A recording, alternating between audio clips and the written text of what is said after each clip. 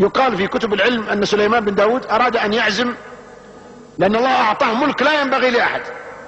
قال يا ربي هذه المخلوقات اللي رزقها عليك أبغى أعزمها يوم واحد، خلي رزقها عليه يوم واحد بس وجبة. قال ما تقدر يا سليمان، خلهم علينا بس. قال لا يا ربي بس مرة بس. قال طيب كم تبغى مهلة؟ قال أبغى شهر بتجهيز الطعام. طبعا يجهز طعام لكل المخلوقات.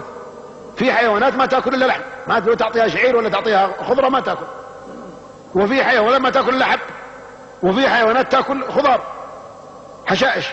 فجمع وسوى الطعام حتى كانت السفر مسيرة شهور، السفرة مسيرة شهر.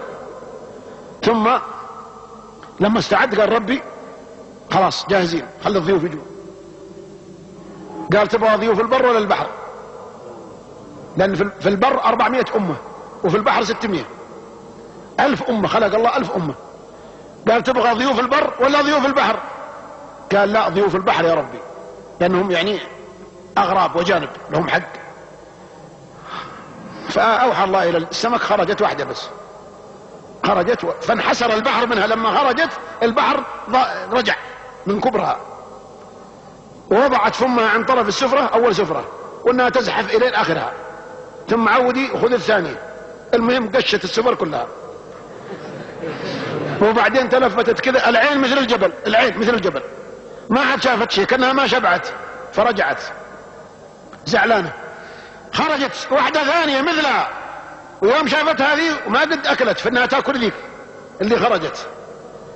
فخر سليمان ساجدا لله سبحانه وتعالى، قال ربي خلاص واحدة طعامنا كلما كفى واحدة، فكيف بالباقي اللي في البحر؟ يمكن هذه من أصغرهم، وكيف بالمخلوقات الأولى كلها؟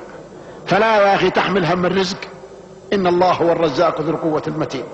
اطلب الرزق بطاعة الله، اطلب الرزق بالتوكل على الله.